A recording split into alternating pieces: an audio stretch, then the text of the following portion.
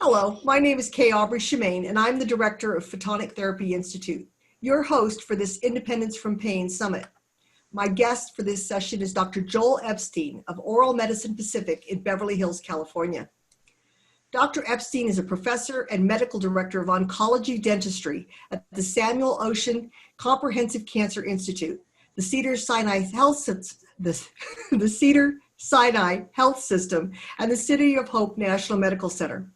Dr. Epstein also conducts a private referral practice in oral medicine, both in Beverly Hills and in Vancouver, Canada. I met Dr. Epstein in 2018 at the World Light Therapy Conference in Nice, France. It was then that he began to introduce me to the uses of light therapy and photobiomodulation for oral medicine. Since then, we have collaborated on protocols for assisting his patients to continue with in-home light therapy to treat a wide variety of dental issues, from oral mucositis to healing from surgery and facial reconstruction. Welcome, Joel. Thanks for joining me. Yeah, good to be with you. Thank you. So let's start at the beginning. What first got you into light therapy? Because of course your dental history far predates light therapy coming in. What introduced you to light therapy and photobiomodulation? That's true. Thinking back years ago, there was a group of academics from Brazil that were at the Seattle Cancer Care Alliance, at that time known as Fred Hutchinson Cancer Research Center, and they had done some initial work on laser therapy for oral mucositis, which is the reaction to toxicity of some cancer therapies, specifically head and neck cancer with radiation and or chemotherapy now, but also in the bone marrow transplant program that was in Seattle. So that sort of led to initial contacts with people that had devices that were available at that time. The research, I think at that time, never actually was published, but that was my introduction. And this is quite a number of years ago. But since then, things have changed dramatically, as you know. And there's a good deal of research in certain conditions and diseases, and a lot of data on mucositis and cancer therapy is available now. And that on the basis of evidence of efficacy and safety, the use in that setting has increased, and research is continuing. The other conditions that I have utilized light therapy as an aid or an adjunct has been involving tissue healing, and you mentioned that in cancer patients of two main types. One is sort of soft tissue injury, meaning ulcers, but also hard tissue damage related to many bone cancer therapies, but also to some drugs that are used for osteoporosis. So that's in the bone necrosis field. Most of what I've done is in relation to patient care is in the oncology setting, but also in some other general oral medicine areas, and also in some very unique oral complications of some of these therapies that require improved intervention treatment to improve outcomes, and those are areas in which I published as well. So we can talk more about those as today's conversation goes. Sure. So going back, I'm going to start just in general dentistry. Yeah. When I talk to dentists today, and the only reason I talk to dentists today is because of you, and now we have other people saying to their dentists, "Oh, hey, you should see this." I get the impression that the overwhelming percentage of dentists now have some sort of laser or light therapy in their office, or is that just the ones I talk to? I think it's the ones you talk to. I think it's much more common, but I don't think it's any way universal. Most of the lasers that they will be using though are cutting lasers. They're the more high intensity. A few are into the low level laser photobiomodulation, but that's quite small in number compared to those who are using it for surgical management primarily. So they're familiar with light therapies and interventions, but in a surgical setting rather than in a wound healing or symptom management setting. But that makes them aware and understand this better. More so than the average doctor who says, oh, don't do that. We don't know what it does, because they haven't had a chance to be introduced to it. Correct. And Right. actually, interestingly, and because we're talking oncology, at least in part, radiation oncologists understand this because they deal with energy, and they understand cellular mechanisms and biology of the process. They can understand that its value, and so they're actually easier to discuss and present and plan and treat their patients than other people who say, "Oh, just light." And it's interesting. But those are the people that I think right now understand lasers best would be radiation therapists and radiation oncologists. Dentists from the cutting standpoint, but they understand there's other uses. And then you start to infiltrate, I guess, or move out into people that are dealing with muscle and joint symptoms. So those are physio and chiropractic people. Sure. And the penetration and understanding of light therapy is definitely increasing. I would say that it was more available earlier on in the chiropractic setting, but now it's very much expanding into the physical therapy setting. And so, for example, for patients with TMJ and jaw muscle or jaw joint conditions, inflammation and pain, this has utility, and that's one of the settings that, while I've not published on, it's one of the settings that the numbers of patients I treat are recommended to use the device. I know I've spoken to a number of your clients that are patients that call in, and they're calling for TMJ issues, for jaw issues. Right, which is basically a musculoskeletal condition like all the others. And but it's with the mouth, so yeah. Right. So the therapists then in those settings, some are very unfamiliar with oral, especially the physiotherapists, because they treat back and neck, for example, more than they treat TMJ. Right. There are people that are more specialized and more focused on, then it would be head and neck, meaning TMJ and neck, and they tend to be, they either understand and have access to light therapies, or at least understand but don't have the device. But that's the group that I'm mentioning. I think the penetration of the device and its use is really increasing. Well, I think as we've seen more affordable products, we see more physical therapists, massage therapists, people who might not have the ability to invest in a $25,000, $35,000 laser system, or they start seeing one of the things, of course, that's growing is beds and so on in exercise spas and places to go work out. So I've gotten a number of calls from doctors, from therapists who saw it in one of those settings, and they went, oh, I could be doing this. I could be charging for this. So I thought that was an interesting growth, that it came out of sports physiology and sports medicine, or dentists, and now the regular medical facility or therapists are starting to learn more about it. So soft tissue, muscle joint, and then nerve-based pains or neuropathies are another use. But in the dental world, I think the broadest potential application is in wound healing, as far as the general dentist population or the oral surgery practices go. So let's go into that. How are you using it with wound healing? Well, basically, my practice is oral medicine, and I'm a little bit of a different kind of provider. So I use it to assist and maybe stimulate, I guess would be a better term, wound healing of chronic wounds that have been there a long time. That's different than the acute wounds, say, following surgery, like tooth extraction, or following a tissue biopsy. But in all of those settings, if you can reduce the healing time, which will obviously by accelerating healing, but also suppress the pain concurrently. That's a massive potential patient advantage. And actually an office practice advantage, because if we can reduce use of oral pain relievers and opioids, that's something that is very much part of the goals in this whole thing.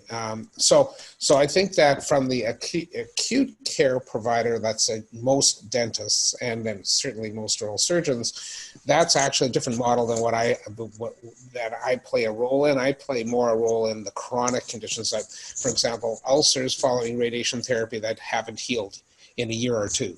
And these are very big challenges. That's one of the populations that with these challenging lesions, we've published a case series, and we saw healing of lesions that have been there for a year or longer in 3 weeks, and actually could visualize it weekly closing when nothing else had worked.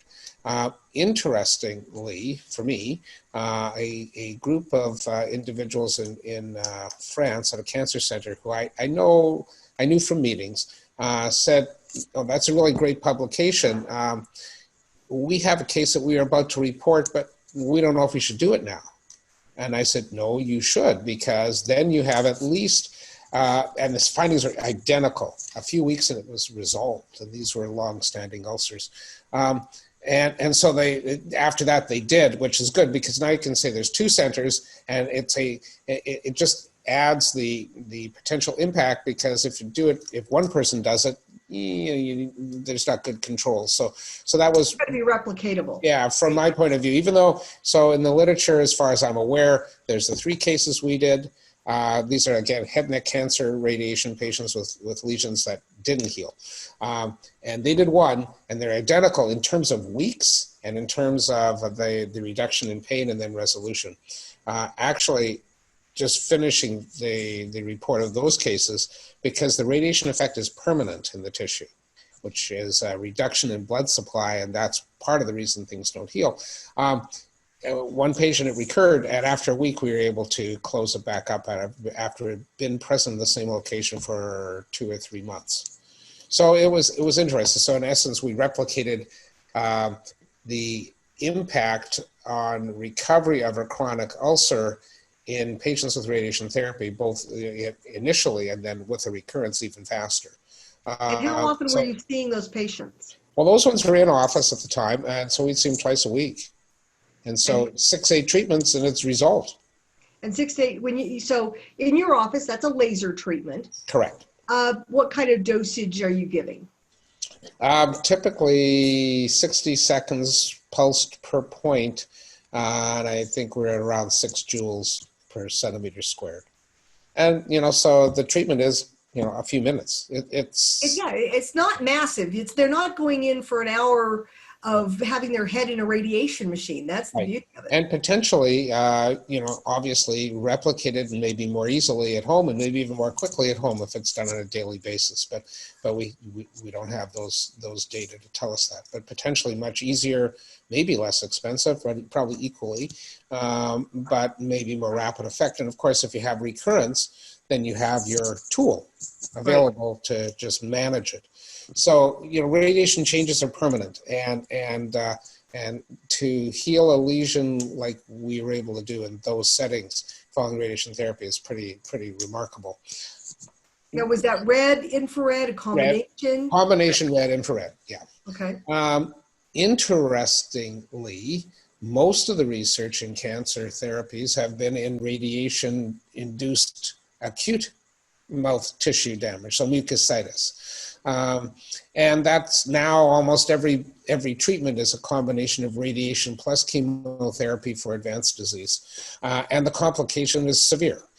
Gets people with severe mucositis, which is almost everybody that gets treated with radiation for head and neck cancer, with or without chemotherapy, although it's worse with chemotherapy, will have need for opioid analgesics, sometimes tube feeding and artificial feeding, having pain that prevents eating and speaking, and in the worst sense, people get readmitted or admitted to hospital for pain management, and the worst complication of all this may be interruption in the radiation therapy.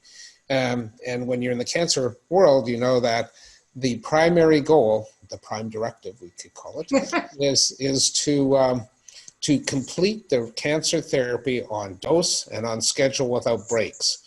Because you take a break in radiation therapy, for example, and there can be recovery of the cell population you're trying to kill. And so that really is the most important need. And as you know so well, then hopefully people will understand or come to know, this is one of the best documented of the cancer therapy uses for red light and infrared light. And that's prevention and or treatment of radiation mucositis. And so in those settings, what you see is pain reduction and lesion reduction and reduced inflammation. So you're really working with the obvious anti-inflammatory and analgesic effects.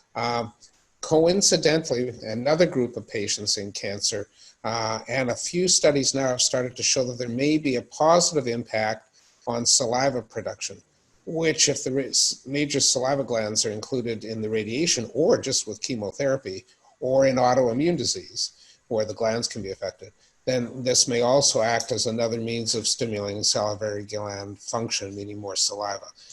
And that then has all of the potential benefits of comfort, but also prevention of oral and dental disease that saliva is there to do. So there are some other aspects of management of head and neck cancer patients beyond mucositis and beyond the acute phase into the chronic phase. And what I mentioned about wound healing, those are the chronic phase patients. But what I haven't talked about is bone necrosis in cancer patients, but also in osteoporosis for people that are on the common drugs like Fosamax and Prolia and several others, is that the bone loses either cells or vascularity and becomes an at-risk site because of dental disease or even dental treatment, particularly if it's surgical, for non-healing bone. So then you end up with a condition that medically is bone necrosis or osteonecrosis. That can be long-term chronic problems and with or without pain, actually.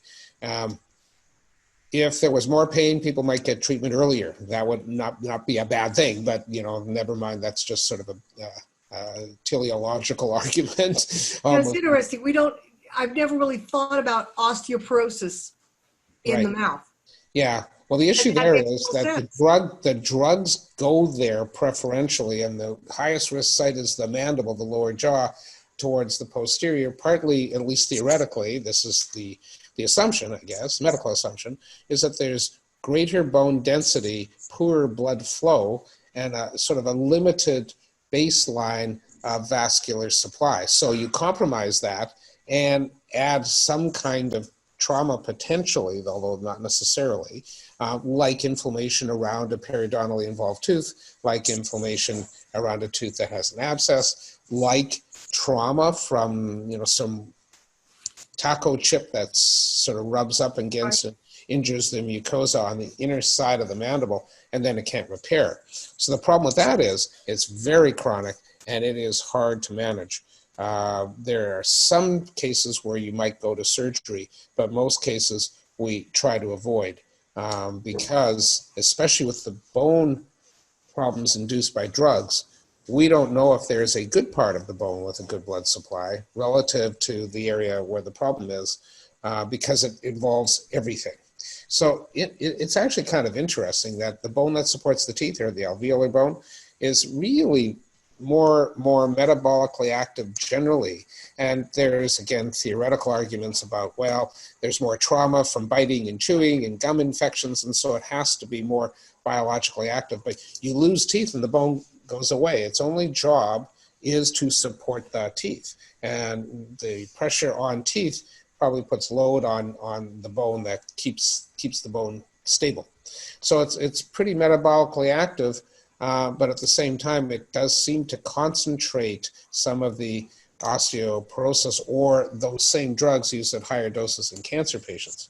And then you have a compromised region. So when it becomes extensive, it can lead to damage to the jaw. So, for example, you can end up with an infection that expresses outside on the skin. You can have open fistulas.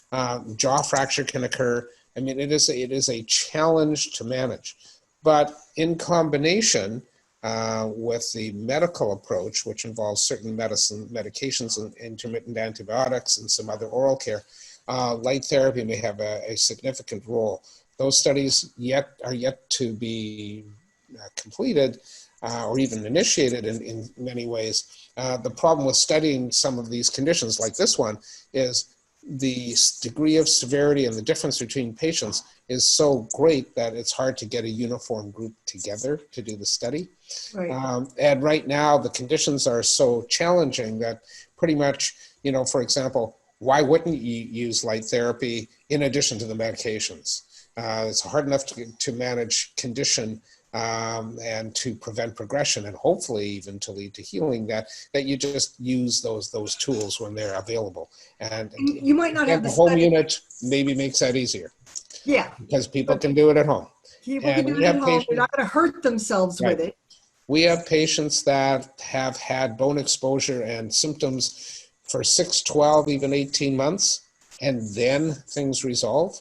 And because the repair is so slow, even with all the interventions. So this can be a long-term problem.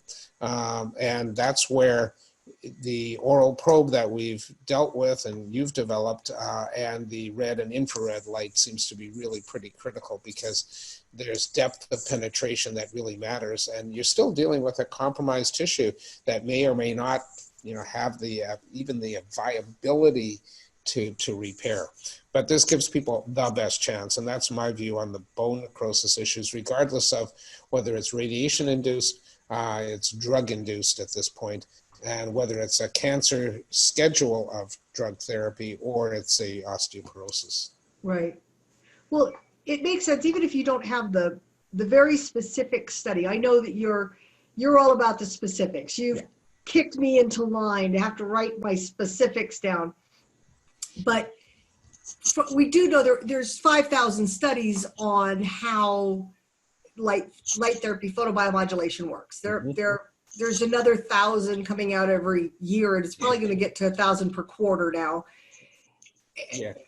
In my job as an editor for one of the supportive care cancer journals, and also for some photobiomodulation journals now, the numbers of new studies are really hard to keep up with. And as an editor, that means you have to review them. You have to have reviewers. The volume is remarkable. And so we will know more and more over time and be better at selecting, for example, who should get which therapy and who shouldn't. But right now, there are some well-documented conditions. One is the mucositis. The other ones we're learning about, but there's one other that we'll talk about in just a bit that's also in the cancer field. Okay. Well, what I'm hoping people take away from this is, if you're not ready to be doing it in your own home, if you've got to have serious dental issues taken care of, or you're having head and neck radiation for cancer, take the step of finding oral care where your caregiver knows about laser therapy, light therapy, offering that photobiomodulation. I agree with that. The issue is many cancer centers also don't have the professional units and are not set up to do that, and are not as aware of light therapy and mucositis as they should be. They will become over time. But if you can do this at home, with a home device, it would be so much easier, and we know the preventive effects that this has. So it's a bit of a challenge to know without the instruction where the light should be. But in typical cases, most head and neck cancer, for example, most cancers towards the back of the tongue, mouth, or throat. And so we know where the oncologist for sure knows where the radiation fields will be. And that's sort of the area you can look at. And typically that overlies or the radiation will expose adjacent tissues, meaning saliva glands too, which then become negatively affected and you don't make enough saliva. So while we don't have really great evidence of saliva effect in a radiation population, we have indications that may make a difference, but for sure we know it does in the mucositis. So you have two major acute and long-term symptom changes that can occur that this will address. The other thing is that we have prepared, and because there's more literature, there's more evidence of safety, and that is, imperative in a cancer population. But the evidence is, as we do more studies, the evidence is better and better, and there's still really no concern on the clinical side that this will, for example, protect the tumor. And there's biologic reasons why it probably doesn't. Right. There's animal studies that, depending on the animal you use, the cancer you use, the cancer therapy you use, and the light you use, it gets very confusing. So the literature, especially the older literature, is very difficult because energy levels, duration, and all that stuff sometimes isn't presented in the way it needs to be. So you almost have to eliminate the older literature. And even that, I'm talking 5 years ago. So it's really a new, I guess, field in that we've defined the parameters of the light therapy more tightly and more based on better evidence. And so when you start to do the clinical management schedule and dosing of red and infrared light, there's no evidence of tumor effect. In fact, it may even be the opposite. It may be a positive effect for the cancer therapy, but that'll take more proof. So right now, I think we're based on a very recent safety review in cancer patients. The evidence is supportive of use, and also because it has such a dramatic effect on mucositis. And there really is nothing else that's been shown to do that. I would love to see a hormetic study. So you have a patient, they're scheduled for radiation chemo. As you said, you could pretty much guarantee we're going to see that oral mucositis. We're going to see the sores come up.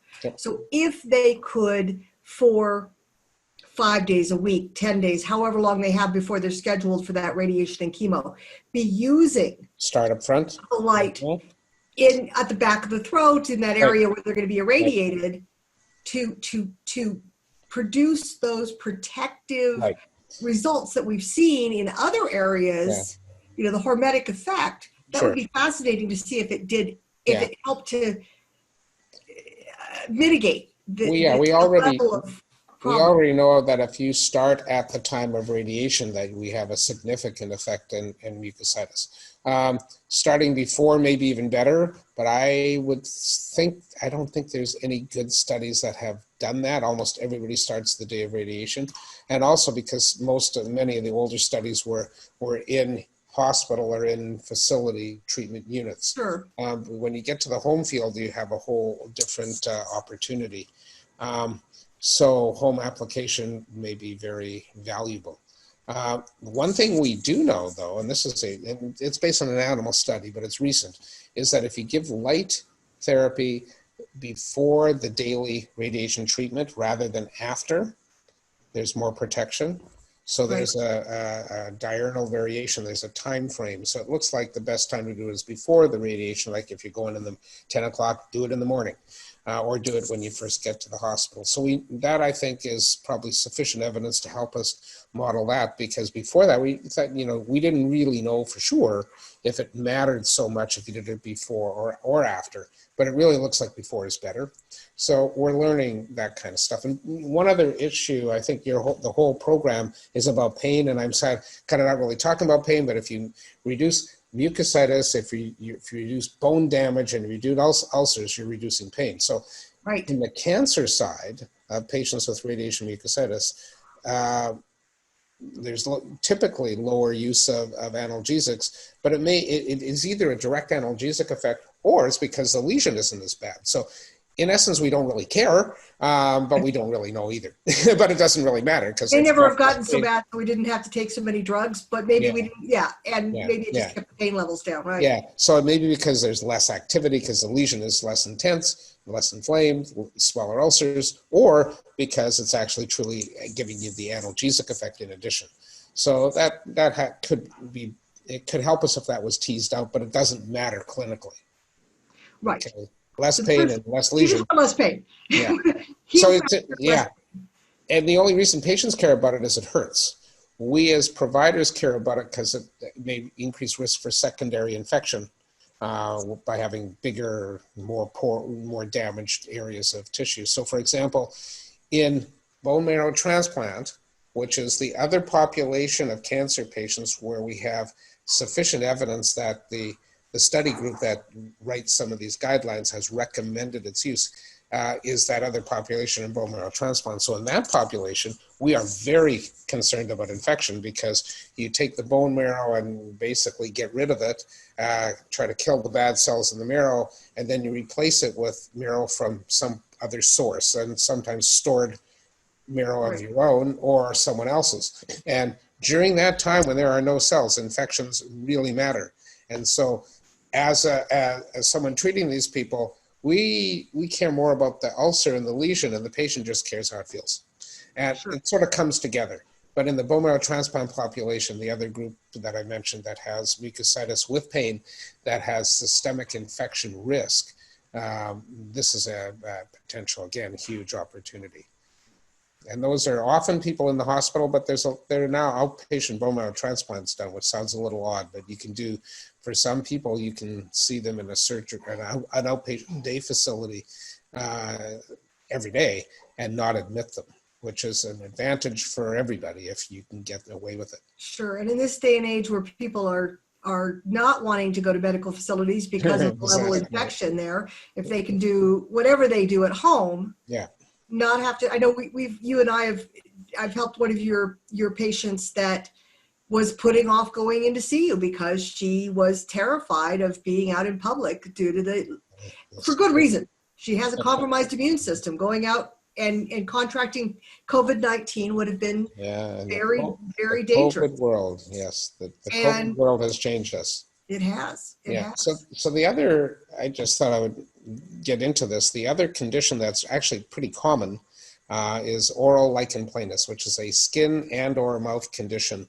that's autoimmune. So your own T cells interact with something that then leads them to cause inflammation and tissue damage in the mouth. And this, from my perspective, if you're a dermatologist, it causes it on the skin, and sometimes it causes it in both. So we have to learn to get along, which we do. And what's the word again? Lichen planus. It's really common. Now, some people have this low grade and needs no treatment at all. Doesn't need any steps for diagnosis because it doesn't progress. But it's like autoimmune diseases in general.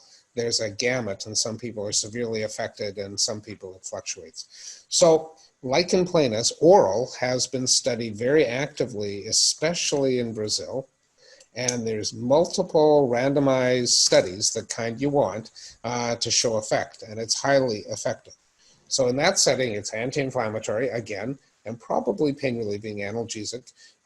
And so based on that, we took a condition that occurs in bone marrow transplant patients and a few other instances, but not many. And what it is an inflammatory condition that's called graft versus host disease. So you have the graft, which is the transplant from someone else, even a relative, sister, brother, or someone you've not met, that's an unrelated donor. And what you're doing with the bone marrow is you're doing two main things. You're rescuing the person who's had super lethal chemotherapy to kill their cancer. So if we didn't have the ability to repopulate the bone marrow, it's fatal. Yeah. So that's why those are used. But there's another thing that the non-alike donors cells do is they mount this graft versus host disease, which originally was called that, but then it became realized that a little bit is a good thing, and then that term is called graft, and if it's leukemia, graft versus leukemia effect. In other words, the competent transplanted cells protect you from the cancer that you're treating. So there's two parts. There's the rescue, so you can make your own red cells and your own white cells and your own platelets for blood clotting. But there's the immune function that then recognizes the abnormal cells. But the but is that it can give you, as a host, as the patient who got the transplant, it can give you an autoimmune reaction, which looks like, acts like, and biologically at the cellular level and on biopsies is lichen planus. So Interesting. and that's called oral graft versus host disease. And that can be really challenging for some people. And while there's a raft of treatments, based around generalized immunosuppression, you never want to immunosuppress somebody more than you need to for obvious reasons. And the drugs that are used for that have side effects. So if the worst place of activity is the mouth, which are the ones I see, or sometimes the only place that remains when the other sites sort of settle, then we have to treat it locally. So one of the things that we use is we use all the same medicines that you can take by mouth if it's broadly spread disease, and you can rinse with it and hold it in your mouth, and we can put them into creams and gels, and we can control a number of patients, but we never had a really great outcome for everybody. In fact, the ones that are really bad are the hardest ones to treat. So out of a group of, I think it was 8 patients that we had here in Los Angeles, combined with some people, I think a group of, I think maybe only 3 patients, but in the Netherlands, we published the first case series looking at oral graft versus host disease and light therapy with really amazing results. So everything stays the same, and you added the light as a new device or a new therapy, and things changed dramatically. Most patients had less pain, like dramatically less pain. Often no need for opioid analgesics anymore for pain or narcotics. Some could eat better, swallow better because of pain and scarring that occurs. And saliva was increased in some of those cases, which when it's autoimmune, as I'm mentioning, that sort of looks like Sjogren's syndrome, which is dry mouth as one of the manifestations. So we did that. We conducted a study where we looked at people weekly, and we did it for 4 weeks and reported those results. The next thing, we just kept treating people. And some people we had to continue longer because they were not fully resolved. And so then we tried to determine how infrequently could we see them. And that was using an in-office machine at the time. So, and then looking ahead, we ended up with groups of people, and this was 7 with the same Dutch group and us. This paper has been almost accepted. That's a great description. But it had a first revision where they asked for very little change. So it should be published quite soon. And we found that some people treatment every 2 months was enough. Some people, it was every 2 weeks for control. And if you went to less frequent light treatment than that, it would come back. And it's because the immune cells are still running throughout the body. If they weren't, you'd have something else wrong. And so they may come back to the same antigen recognition site causing a reaction. So getting back to that is exactly how lichen planus operates as well. But typically oral graft versus host disease involves broader areas of the mouth and is much more severe. And so this is a real advantage to patients. The next step is some of the patients have used home devices, and some have still been coming in because of the nature of all the other complications and drugs they're on, and using the in-office based machine. So the obvious opportunity is people from a distance can do this at home and save the main side effect of treatment, which is travel and car volume, in especially, in a place like Los Angeles during the non-COVID period. So it's a tool that we're using for lesion management, oral soft tissues, autoimmune, direct trauma from radiation and chemotherapy, and for bone repair and other aspects of these complications that occur in cancer patients. And a lot of this is obviously driven by the need to manage pain better. We lost you for part of that. No, I thought I only lost you. But no, I lost you and it came back. So oh, great. I don't know where I was. I don't know. We were talking about the long-term use. The long-term use. Yeah. Okay. So I guess for people that have chronic conditions, which many of these are or become, if they're recurring, then we will try to find the least frequent schedule to treat. We also would rather patients, even if we're using topical anti-inflammatory medicines and other things in the mouth in the form of pain relievers in the form of rinse, we'd rather use light than medications, even topically. So the goal is to, manage the symptoms, manage the condition, and then withdraw whatever medications are on board that were used for that purpose to then rely on light as the primary modality, which we're doing. I think it would be exciting if in a couple, within the next decade, anytime a patient was going to be facing one of these, it was just automatic that they were issued a home therapy device. Yeah, Where they could help. They wouldn't be all of it, but it would help manage the symptoms. Well, it may do more than you think. I guess I would say that some of these complications, you don't know what site of tissue they will occur at, whether it'll even be in the mouth, it might be on the skin.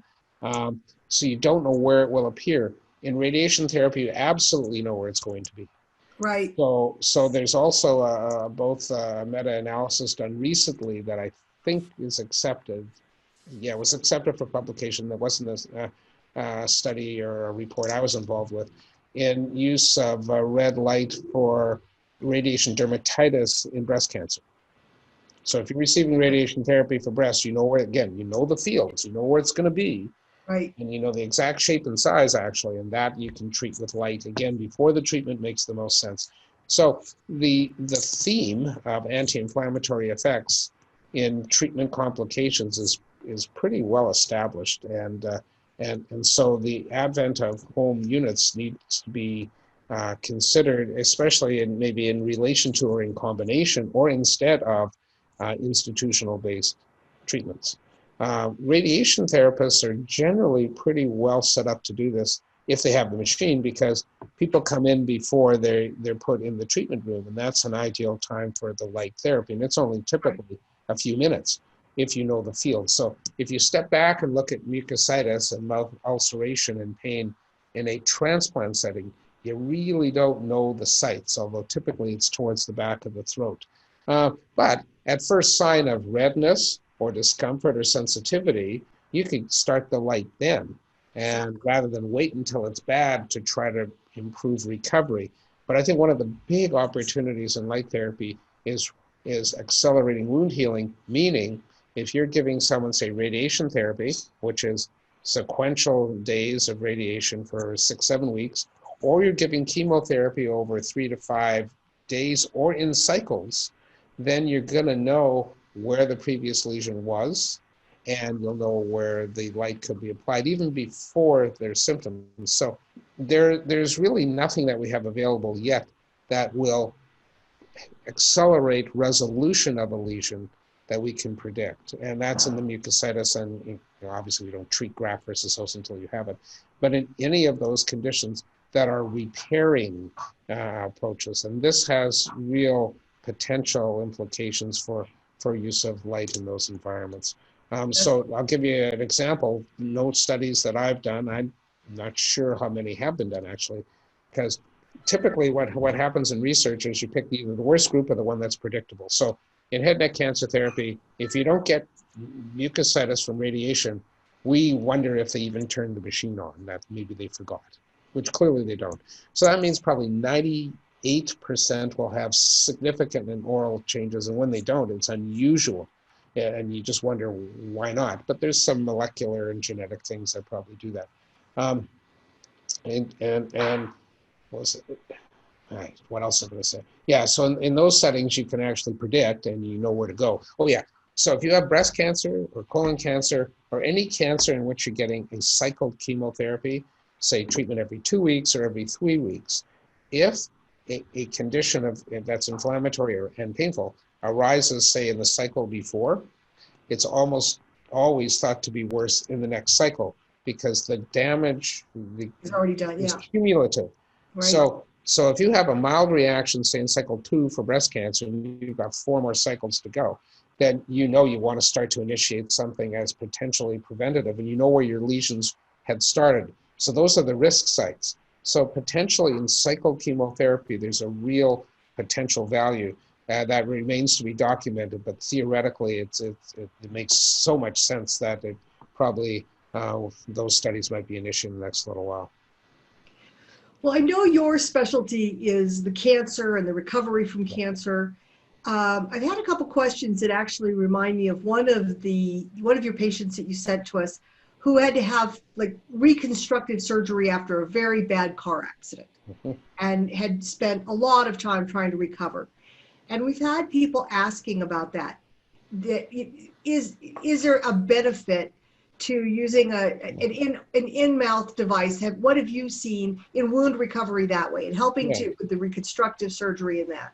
Yeah, I mean, based on literature of accelerating wound healing, and maybe by having the healing time, that's in cases that are very challenging like that, that's obviously a potential opportunity or value for the patient. Trauma and reconstruction can lead to vascular change and poor supply in some areas. That's one part of it. And so that's a big opportunity. And I actually think that we've discussed this as well, that there's an opportunity for this just in single tooth extraction, simple things, because why not reduce the pain and the swelling and speed the healing? So I think it's the same principle in those settings. And some of the injuries are very, very compromised, and they may actually have other things like free tissue grafts that are moved over with a new blood supply that you try to attach.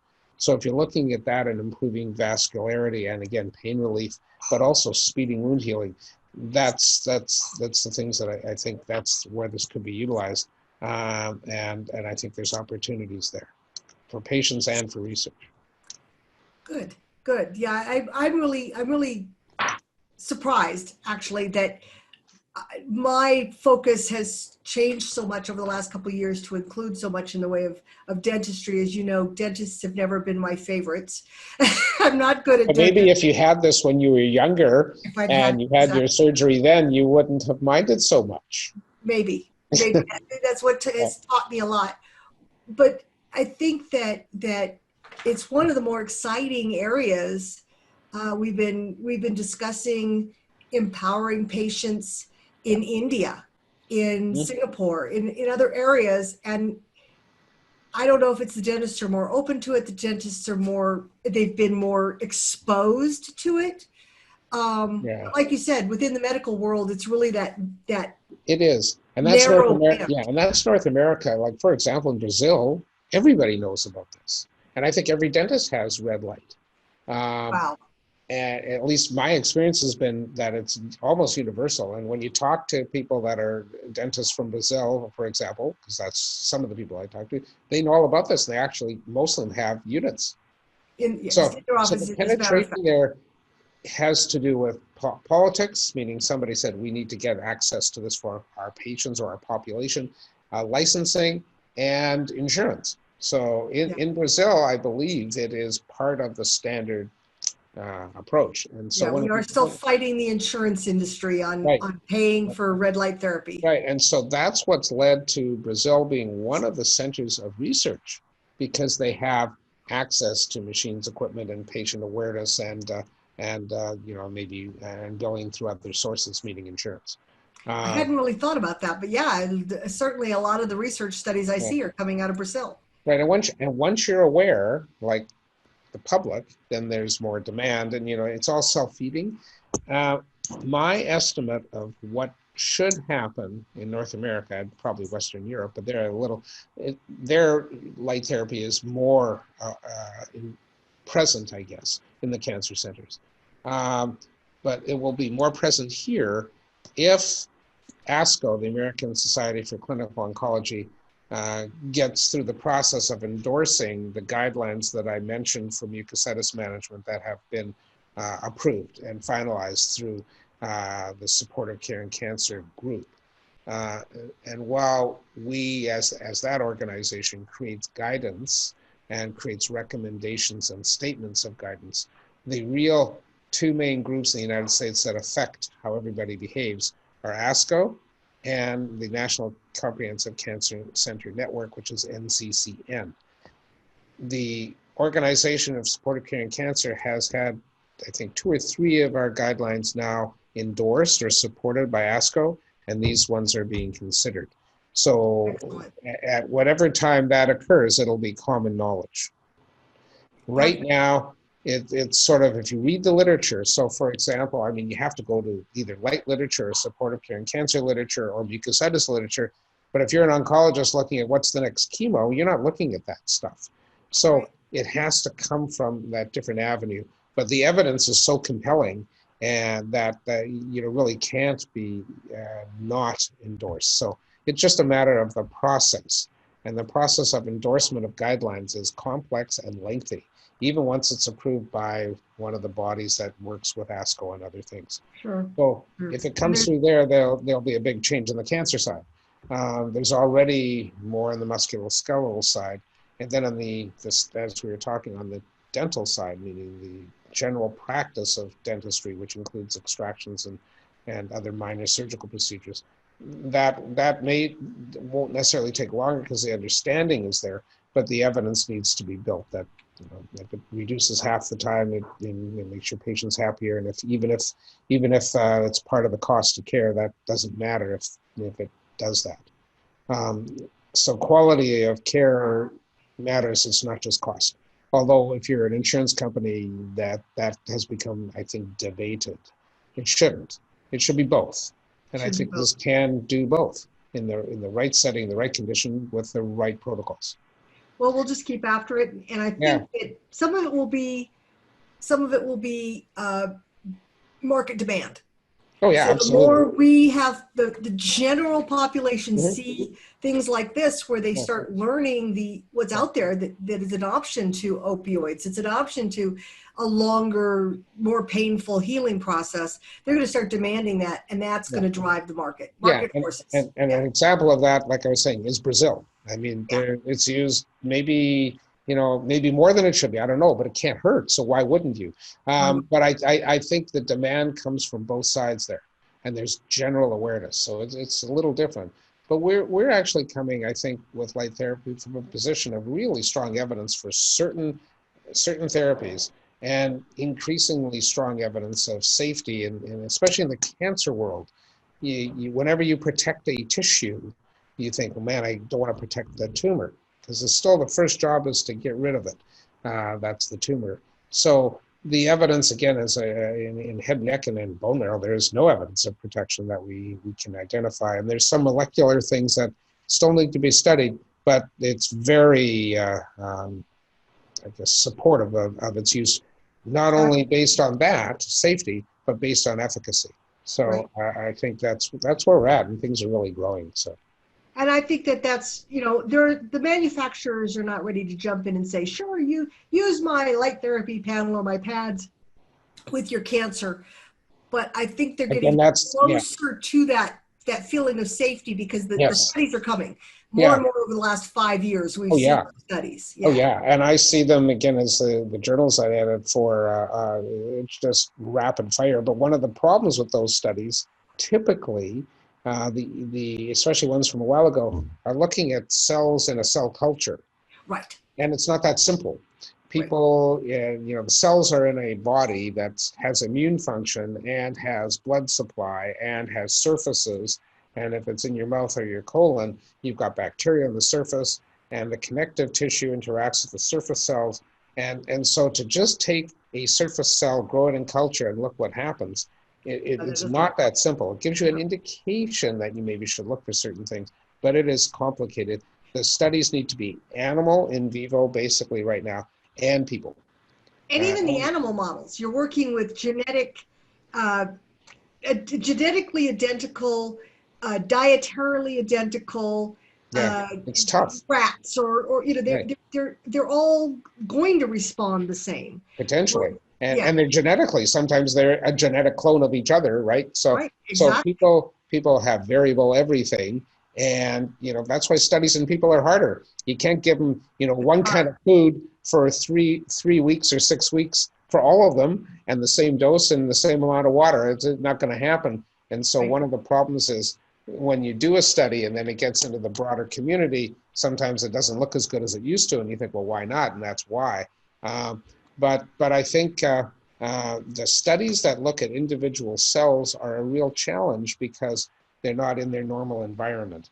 And so there's very little meaning there other than to say, well, we should look at that in people or in an animal model. So the animal model studies, which are now becoming more common, and then the human trials, because, for example, in Western Europe, in France and Belgium, they've got sufficient numbers to do clinical outcome trial studies and reports, and Brazil the same thing.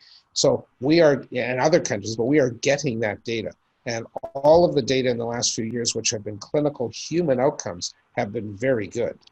So we feel comfortable with the recommendation that the complication is severe enough and the safety is good enough that on balance you should be using this. Right. And that's how it always works as far as safety and risk benefit analysis. And that's balance the two, right. And cost benefit, it's that too. So if you have low cost, high benefit, and low to no risk, you really should be going for the benefit.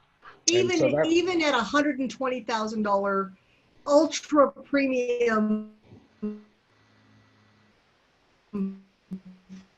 full irradiation light therapy bed, right. You're left with, you start looking at that cost. I mean, not that I'm saying anybody should run out and go buy, or not. If it works for you, I've been told twice now that Tony Robbins has two immersion beds, but whatever, even if yours is a lamp, if yours is a $300 torch, $1,000 pad, a $5,000 full bodies, whatever it is, the cost of that versus being out of work an extra 6 months or being, is and even just quality of life. So some of the things that still need to be done involve the potential light applications for cognitive function in cancer and in all of them. And there's the PTSD, you're probably talking about that.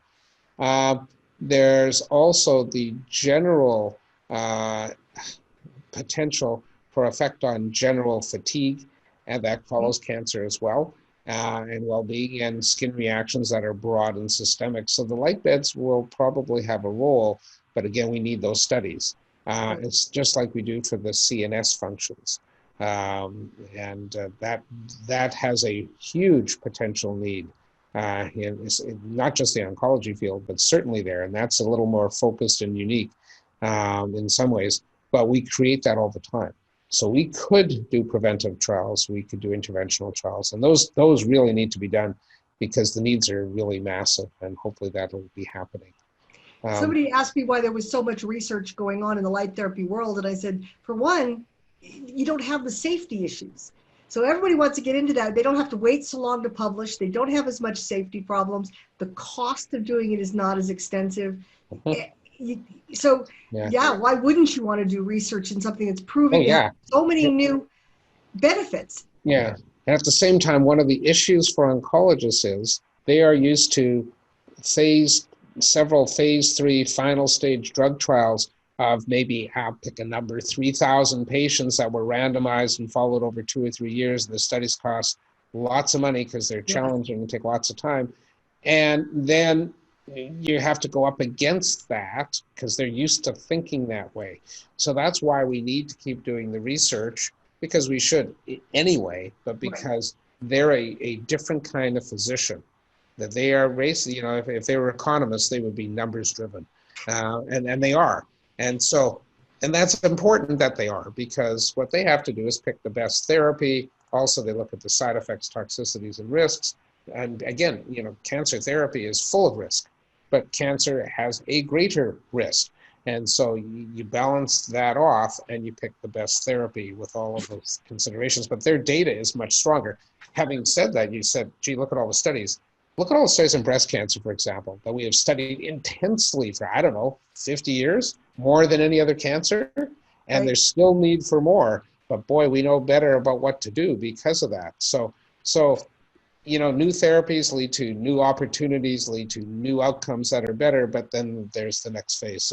So we need to try and keep up on the research side as much as we can for all ethical good reasons. But in the oncology side, that's one of the reasons why you need that endorsement for a specific use, like with ASCO, because they are data driven. And there is enough data, we think, to to support the use. So that's why it was recommended, and ASCO's looking at those recommendations. So it's a little bit of a different mindset, because but also anybody that has devices versus drugs, yes, you have less intense data that you need to collect, but at the same time, if it's an oncology field, you have less data to use.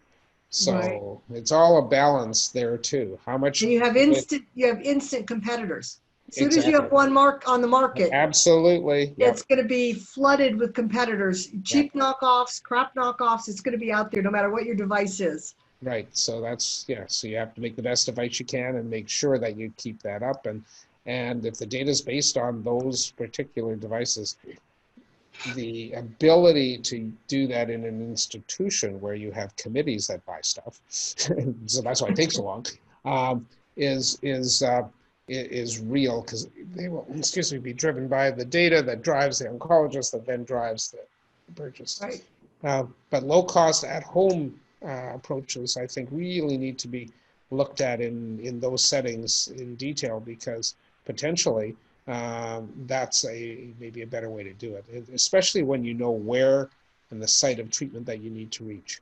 And that's how we manage it here. Like I said, the main side effect of treatment is driving. And there's nothing that isn't half an hour away from you in LA, unless you're walking, and sometimes it's 5 or 10 minutes. But if you drive, it's half an hour. But if you're coming from 2.5 hours away, that's really tough. And so traffic has changed for the moment, but it's not going to be good for a long time. And that's good too, I guess. So Yeah. Well, it'll be exciting next year when we revisit this after because you and I were working on a research study on home use devices. yes. And it'll just be exciting to see how this progresses, and we keep checking in with each other to see how things change over time. And we do, and I'm happy to, actually. All right. Always good to talk to you. You too, Joel. Thank you for spending an hour with me. It's great.